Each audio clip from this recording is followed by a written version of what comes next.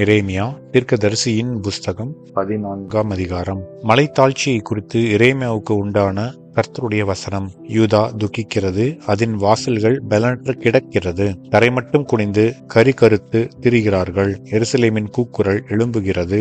அவர்களில் பிரபலமானவர்கள் தங்கள் சிறுவர்களை தண்ணீருக்கு அனுப்புகிறார்கள். இவர்கள் பள்ளங்களுக்கு போய் தண்ணீரை காணாமல் வெறும் பாத்திரங்களோடே திரும்பி வருகிறார்கள். வெட்கி நாணி தங்கள் தலையை மூடிக்கொள்ளுகிறார்கள். தேசத்தின் மேல் மழை இல்லாததினால் தரை வெடித்திருக்கிறது. பயிர் செய்கிறவர்கள் வெட்கி தங்கள் தலையை மூடிக்கொள்ளுகிறார்கள். வெளியின் பெண்மானம் குட்டி போட்டு புல்லில்லாததினால் அதை விட்டு ஓடிப்போகும். காட்டுக்கழுதைகள் மேடுகளில் நின்று வலு சர்ப்பங்களைப் போல் காற்றை உட்கொள்ளுகிறது. புல் இல்லாததினால் அவைகளுடைய கண்கள் பூத்து போகிறது என்றார். கர்த்தாவே, எங்கள் அக்கிரமங்கள் எங்களுக்கு விரோதமாய் சாட்சியிட்டாலும் உம்முடைய நாமத்தின் நிமித்தம் கிருபை செய்யும். எங்கள் சீர்கேடுகள் மிகுதியாயிருக்கிறது. உமக்கு விரோதமாய் பாவம் செய்தோம். இஸ்ரவேலின் நம்பிக்கையே, ஆபத்து காலத்தில் அதின் இரட்சகரே, நீர் தேசத்தில் பரதேசியை போலவும் தங்க இறங்குகிற வழிபோக்கனைப் போலவும் இருப்பானேன். நீர் விடாய்த்து போன புருஷனைப் போலவும் ரட்சிக்க மாட்டாத பராக்கிரமசாலியைப் போலவும் இருப்பானேன். கர்த்தாவே, நீர் எங்கள் நடுவில் இருக்கிறவராமே. உம்முடைய நாமம் எங்களுக்கு தரிக்கப்பட்டும் இருக்கிறதே. எங்களை விட்டு போகாதிரும். அவர்கள் தங்கள் கால்களை அடக்கிக் கொள்ளாமல் அலைய விரும்புகிறார்கள் என்று கர்த்தர் இந்த ஜனத்தை குறித்து சொல்லுகிறார். ஆகையால் கர்த்தர் அவர்கள் மேல் பிரியமாயிராமல் இப்பொழுது அவர்கள் அக்கிரமத்தை நினைத்து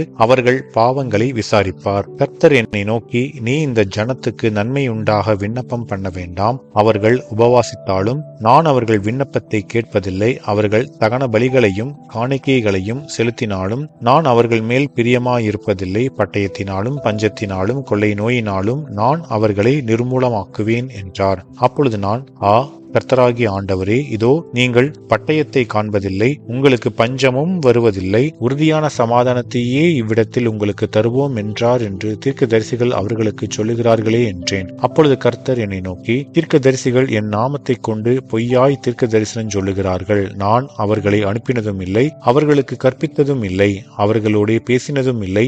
அவர்கள் கள்ள தரிசனத்தையும் கள்ள சகுனத்தையும் இல்லாத விசேஷத்தையும் தங்கள் இருதயத்தின் கபடத்தையுமே உங்களுக்கு தீர்க்க தரிசனமாய் சொல்லுகிறார்கள்.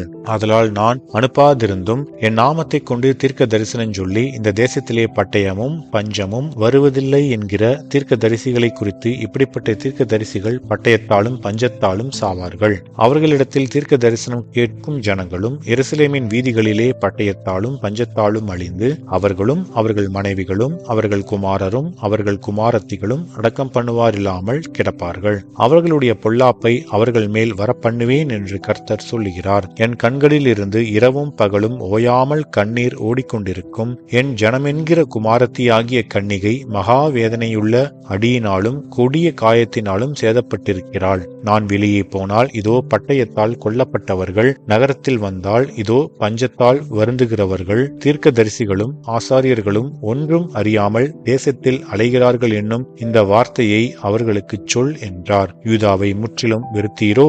சீயோன் உம்முடைய ஆத்துமாவுக்கு ஆரோசிகமாயிற்றோ?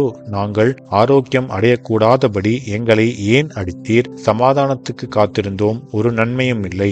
ஆரோக்கிய காலத்துக்கு காத்திருந்தோம், இதோ ஆபத்து. கர்த்தாவே, எங்கள் தீமையையும் எங்கள் பிதாக்களின் அக்கிரமத்தையும் நாங்கள் அறிந்திருக்கிறோம். உமக்கு விரோதமாய் பாவம் செய்தோம். உம்முடைய நாமத்தின் நிமித்தம் எங்களை அருவருக்காதிரும். உமது மகிமையின் சிங்காசனத்தை கனவீனப்படுத்தாதேயும். எங்களோடே உமக்கு இருக்கிற உடன்படிக்கை அபத்தமாகாதபடி எங்களை நினைத்தருளும். புறஜாதிகளுடைய வீணான தேவர்களுக்குள் மழை வருஷிக்க பண்ணத்தக்கவர்கள் உண்டோ?